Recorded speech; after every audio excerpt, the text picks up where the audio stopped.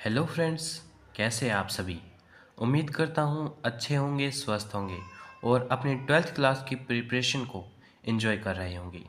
आज हम करेंगे जो ट्वेल्थ क्लास है हमारी, उसका जो पॉलिटिकल साइंस की पहली बुक है उसका लेसन नंबर 2, जिसका नाम है एक दल के प्रभुत्व का दौर। चलिए शुरू करते हैं आज का हमारा ये टॉपिक। भारत में प्रथम चुनाव।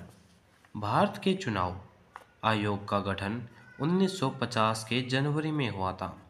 अगर इसके साथ साथ मैं आपके शॉर्ट क्वेश्चन भी कराऊंगा, मैं अंडरलाइन करता जाऊंगा। ये क्वेश्चन शॉर्ट में भी आ सकते हैं, तो ये जो नोट्स करा रहा हूँ ये long question, short question, very short question सभी के लिए है, ठीक है। चलिए देखते हैं। भारत के चुनाव आयोग का गठन कब हुआ था? 1950 में और जनवरी में हुआ था। सुकुमार सेन पहले चुनाव आयुक्त बने। पहले चुनाव आयुक्त कौन बने? सुकुमार सेन। एक स्वतंत्र और निष्पक्ष आम चुनाव कराना कोई आसान मामला नहीं है। पहली बार ये चुनाव कराना कोई आसान काम नहीं था। चुनाव कराने के लिए चुनाव क्षेत्रों का सीमांकन करना, मतलब कि कौन सा क्षेत्र किस एमएलए के अधीन आएगा, इसका सीमांकन करना। मतदाता सूची भी बनानी थी। 40 लाख महिलाएं बिना नामांकन रह गई। 40 लाख महिलाएं ऐसी थी जिनका मतदाता सूची में नामांकन ही नहीं हुआ, मतलब नाम ही दर्ज नहीं हुआ, और इनको क्या कहा गया? अल्लाह की बेटियां कहा गया, या फिर फला की बीबी। इन्हें क्या कहा गया? अल्लाह की बेटियां। उस वक्त देश में 17 करोड़ मतदाता थे, मतलब 17 करोड़ लोग भारत में रहते थे, और सिर्फ 15% साक्षर थे। साक्षर क्या होता है? पढ़े लिखे। अगर ये पूछ लिया जाए आज़ादी के बाद भारत में कितने प्रतिशत लोग साक्षर थे, पढ़े लिखे थे, तो कितने परसेंट?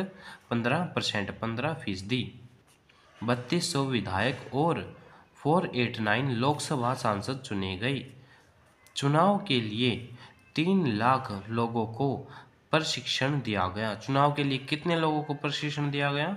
3 लाख लोगों को। और विधायक कितने चुने गए? 3200। और लोकसभा सांसद कितने चुने गए? 489। 1951 अक्टूबर से फरवरी 1952 तक चुनाव हुए। चुनाव 6 महीने चले। और पहले आम चुनाव हम कब मानते, कब हुए थे? 1952 को।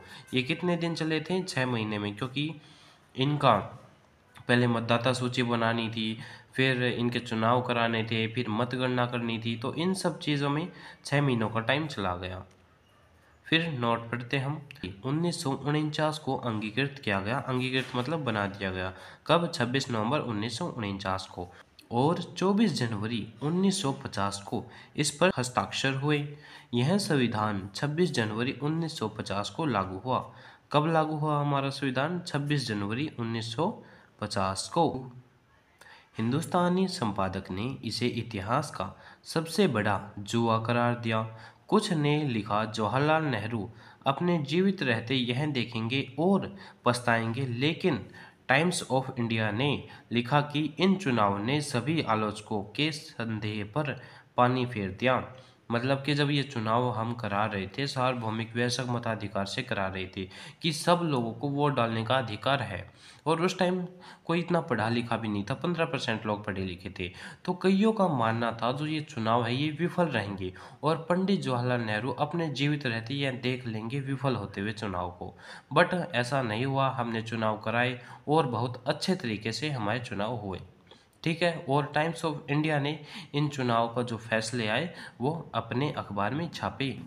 नोट: पहले आम चुनाव में मतदान केंद्र में प्रत्येक उम्मीदवार के लिए एक मतपेटी रखी गई, जिस पर उम्मीदवार का चुनाव चिन्ह अंकित था। 1990 में ईवीएम का इस्तेमाल हुआ और 2004 में पूरे देश में ईवीएम का इस्तेमाल हुआ। पहले क्या होता था? चुनाव पर्चियों के द्वारा होता था। मतदाता सूची में हम पर्ची डालते थे, उससे काउंटिंग होती थी। अब क्या है? ईवीएम मशीन के द्वारा होता है चुनाव। इसमें क्या हुआ? एक बटन होता है, उसमें हम दबाते हैं किसी पार्टी का, उसके बटन के सामने निशान होता है, हम उस पर दबाते हैं अपना हाथ से के द्वारा, और फिर वे वोट उस पार्टी को चला जाता है जिस पार्टी को हम वोट डालते हैं ईवीएम मशीन के द्वारा, मतलब इलेक्ट्रिक मशीन होता है ईवीएम का मतलब। पहले 3 चुनाव में कांग्रेस का प्रभुत्व। पहले आम चुनाव में भारतीय राष्ट्रीय कांग्रेस इस चुनाव में जीत गई। जो पहले आम चुनाव हुए थे भारत के, उसमें जो भारतीय राष्ट्रीय कांग्रेस थी ना, वो पार्टी जीत गई। पार्टी में जवाहरलाल नेहरू लोकप्रिय नेता थे। जो जवाहरलाल नेहरू जी थे वे प्रसिद्ध नेता थे। कांग्रेस ने 489 सीटों में से 364 सीटें जीती। भारतीय कम्युनिस्ट पार्टी दूसरे नंबर पर थी। पहले नंबर पर कौन थी? कांग्रेस पार्टी। दूसरे नंबर पर कौन थी? भारतीय कम्युनिस्ट पार्टी। इसने कितनी सीटें जीती? 16 सीटें हासिल की। मद्रास और उड़ीसा को छोड़कर सभी राज्यों में कांग्रेस जीती। किन किन राज्यों को छोड़कर?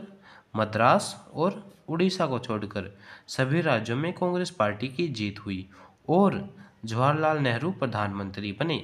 पहले आम चुनाव में प्रधानमंत्री कौन बने? पंडित जवाहरलाल नेहरू। दूसरा और तीसरा चुनाव। दूसरा आम चुनाव 1957 में और तीसरा 1962 में हुआ। इसमें भी कांग्रेस को 3/4 सीटें मिली। कितनी चौथाई सीटें मिली? 3/4 सीटें मिली। 1957 में केरल में भारतीय कम्युनिस्ट पार्टी की अगुवाई में एक गठबंधन सरकार बनी। किसकी अगुवाई में? भारतीय कम्युनिस्ट पार्टी की अगुवाई में गठबंधन सरकार बनी, क्योंकि इस केरल में 1957 के चुनाव में, दूसरे चुनाव में कांग्रेस पार्टी को बहुमत नहीं मिला। 1952 में कांग्रेस को 45% व सोशलिस्ट पार्टी को 10% वोट मिले, परंतु 74 सीटें कांग्रेस और 3% सीटें सोशलिस्ट पार्टी को मिली।